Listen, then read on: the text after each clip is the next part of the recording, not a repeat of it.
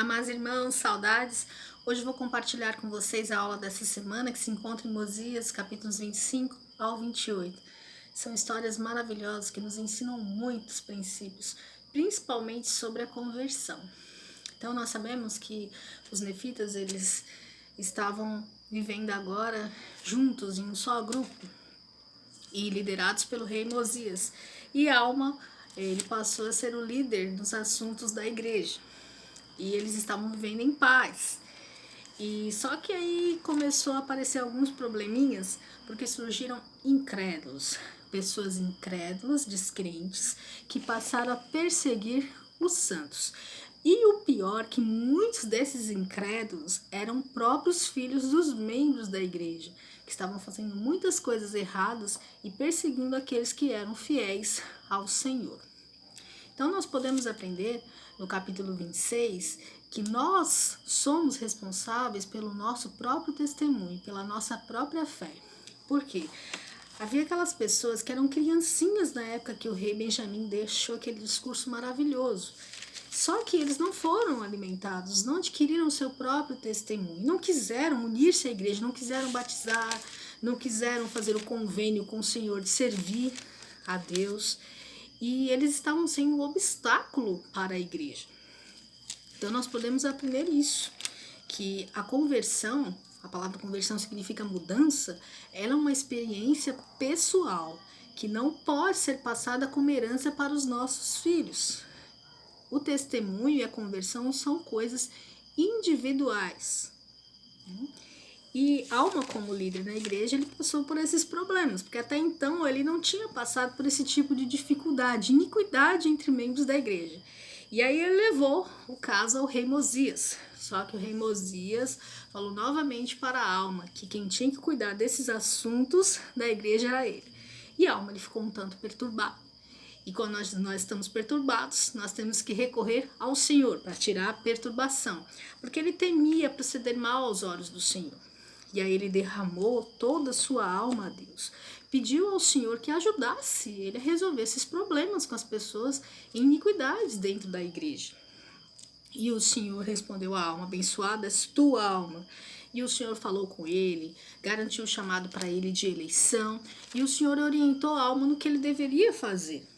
O Senhor tão bondoso fala no capítulo 26, versículo 29, ele fala: digo-te, portanto, vai, o que transgredir contra mim julgarás, de acordo com os pecados que houver cometido. Se confessar seus pecados diante de ti e de mim, arrepender-se com sinceridade de coração, tu o perdoarás. Então o Senhor fala que ele perdoa os pecados daquelas pessoas que se arrependem com sinceridade de coração. Só que muitas pessoas tiveram seus nomes riscados, não quiseram se arrepender. E as que quiseram se arrepender foram integradas na igreja.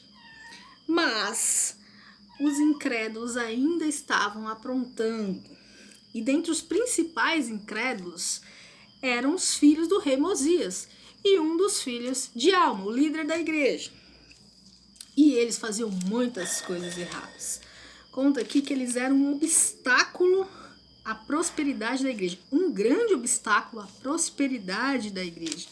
E Alma mesmo, que era o filho do Alma, ele era um homem de muitas palavras, um homem iníquo, um homem idólatra. E olha, é muito interessante esse versículo 9 do capítulo 27. E eles agiam de uma forma que dando oportunidade ao inimigo de Deus de exercer seu poder sobre eles. Até que um belo dia, eles estavam saindo, procurando destruir a igreja, e um anjo do Senhor apareceu a eles.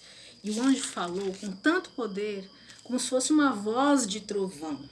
E o anjo disse que eles deveriam se arrepender, principalmente Alma. Olha no versículo 14 do capítulo 27. Disse mais o anjo: eis que o Senhor ouviu as orações de seu povo, e também as orações de seu servo Alma, que é teu pai, porque ele tem orado com muita fé a teu respeito. Então Alma orava muito pelo seu filho, com bastante fé. E o Senhor ouviu e mandou um anjo chamar o filho de Alma ao arrependimento.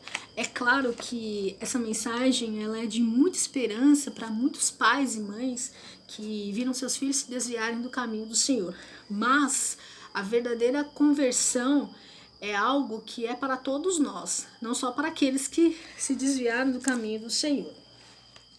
E o anjo falou algo bem interessante, falou algo no versículo 16, recorda-te de grandes foram as coisas que Deus fez por eles, por seu povo. Então isso se aplica a nós também.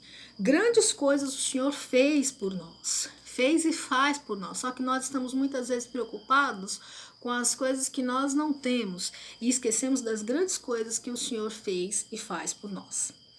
Então o assombro de Alma foi tão grande que ele ficou desacordado, desmaiou, e aqueles amigos, os filhos do rei Mosias que estavam lá com ele, levaram Alma até o seu pai. E Alma, quando viu o filho daquele jeito, ele ficou feliz, ele regozijou-se, porque ele sabia que isso era obra do Senhor. O Senhor tinha ouvido a oração dele. Né? Claro, irmãos, que as pessoas têm o seu livre-arbítrio, né? Mas o Senhor vai responder as nossas orações de acordo com a sua vontade e no seu tempo. E aí nesse capítulo 27 também nós aprendemos muito também que Alma ele fez reunir todos os sacerdotes da igreja e eles começaram a jejuar. E eles jejuaram durante 2 dias e 2 noites, para que Alma pudesse acordar. E de fato o Senhor ouviu também as orações e os jejuns deles. Então isso nos ensina o poder do jejum. Eu posso testificar para os irmãos que o jejum traz bênçãos. E aí, no decorrer da história, conta que os membros de Alma recobraram as forças e ele levantou e disse para eles terem bom ânimo. E ele falou que ele havia nascido de Deus e que toda a humanidade tinha que nascer de novo, tinha que se converter. E Alma e aqueles que estavam com ele se tornaram grandes missionários, grandes profetas do Senhor. E eles procuraram reparar todos os danos que eles haviam causado. O atendimento deles foi sincero. E os filhos do rei Mosias, que estavam com Alma, eles se arrependeram de tal forma que eles desejaram pregar o evangelho aos lamanitas. Olha que interessante o versículo 3 do capítulo 28. Ora, eles desejavam que a salvação fosse declarada a toda criatura. Então eles queriam pregar o evangelho aos lamanitas. E eles pediram autorização ao pai para que pudesse deixá-los. E o pai deles orou e o Senhor deixou. O Senhor disse que eles iriam até os lamanitas e muitas pessoas também se converteriam, muitos lamanitas. Então, irmãos, que nós possamos aprender muito sobre a importância de nos converter. O elder Christofferson, Todd Christofferson, ele falou que o nascimento espiritual não é igual ao nascimento físico. O nascimento físico é um evento. O nascimento espiritual é um processo. Que a cada dia nós possamos nos converter. Como o picles, o elder David Bednar, ele falou, o pepino, ele passa por grandes transformações até virar um picles. Então que nós possamos nos converter a cada dia, nos tornarmos pessoas melhores, porque o evangelho nos ajuda a mudar e nos tornar mais semelhantes ao Salvador Jesus Cristo.